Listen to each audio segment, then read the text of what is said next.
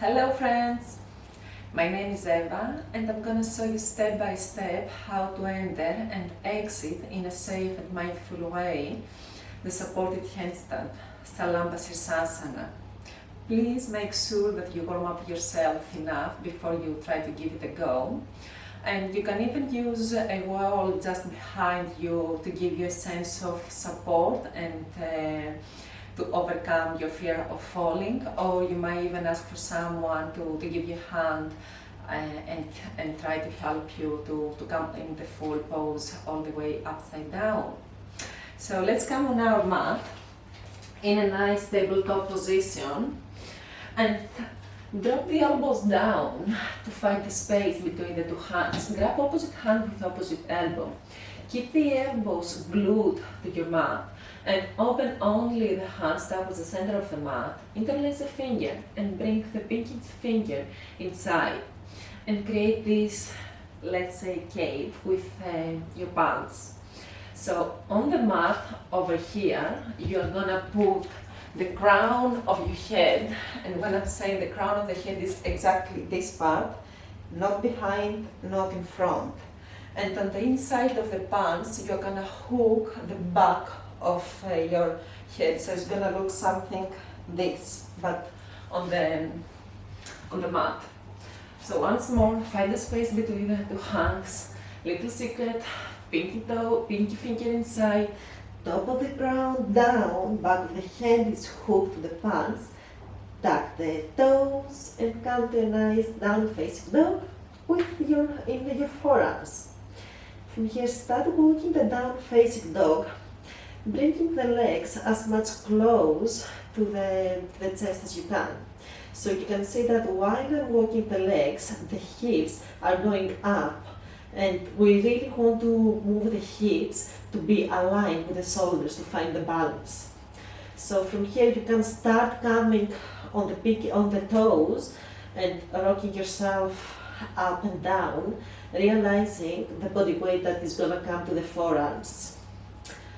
And you can even start bringing one leg, lifting one leg, squeeze it to the chest, and then release down and switch sides. And you can do this a couple of moments until you feel that you want to go even further.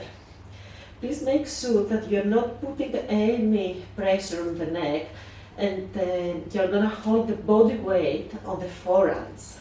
And when I'm saying the forearms, I'm talking about the full surface of the forearms.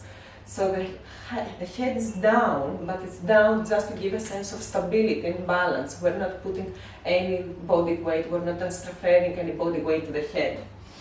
So coming back where I was before, and if you feel that you played a lot with one leg in the chest and the other leg in the chest, we're gonna bring both legs squeeze to the chest, but in a very, very mindful way. So please, please, please, please don't kick up. Slow motions, one leg in the chest, and then coming to the tippy toes on the other leg, and start rolling a little bit up, 1 inch of the ground. You may stay here. You may start bringing the leg a bit higher, and start bending the other leg, and bring the other leg to your chest. So here we are obviously balancing on the forearms, and you have the knees squeezed to the chest, and because the knees are bent, the center of mass is quite low. So if we start extending the legs, we are gonna challenge the self, and we're gonna need more stability. But if you feel inspired, and if you want to give it a go, let's go. One leg at a time, it is much easier rather than both legs at a time. So extend one leg up and then start extending the other leg up. So both legs now are all the way straight up to the sky, and you squeeze the belly in, you engage the legs, and you have created a super powerful line of energy from the elbows all the way up to the toes. Ankles are aligned with hips, and hips are aligned with the elbows.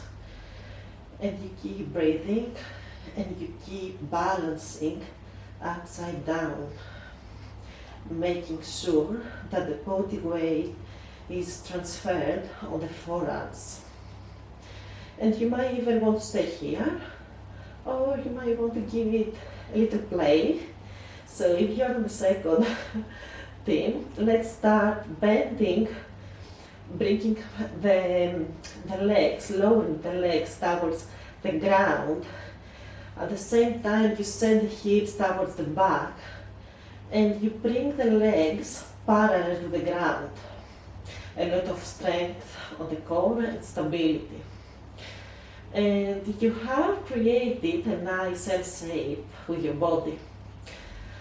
The toes can be flexed or can be pointed, it doesn't really matter. What it matters is that you are upside down and you're balancing. And from here you can release the legs down to the ground, or you can set them all the way up to the sky. Find exactly the same powerful energy of line from the forearms, from the elbows, all the way up to the toes. Please do not run out of energy, so you have enough energy to exit the pose in a safe way. And I'm going to show you exactly how to exit the pose. You can do it, we will do it in the same way as we ended it, but from the last step going to the first. So start bending one knee, bringing one knee closer to the chest, slow motion, and then the other knee follows. And then squeeze the knees to the chest. And here extend one leg back, drop the leg down to the ground, and drop the other leg down to the ground. Walk the legs towards the back of the mat, release the knees down and back the toes, and come to child pose, which is a counted pose, bringing the sense of awareness back to the present moment, and allow the blood to flash in the way that it used to be flashed.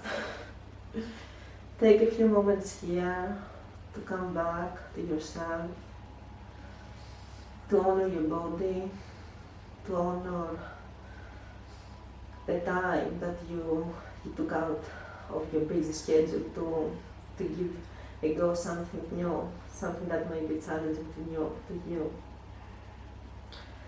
And then slow motion, unroll yourself all the way up, coming to a nice kneeling position. And here we are. Thank you very much for your time. I hope you really enjoyed the class and you really enjoyed the tutorial. If you like the video, give us a thumbs up and please subscribe to my channel for more tutorials and guidance on the yoga path. Thank you again.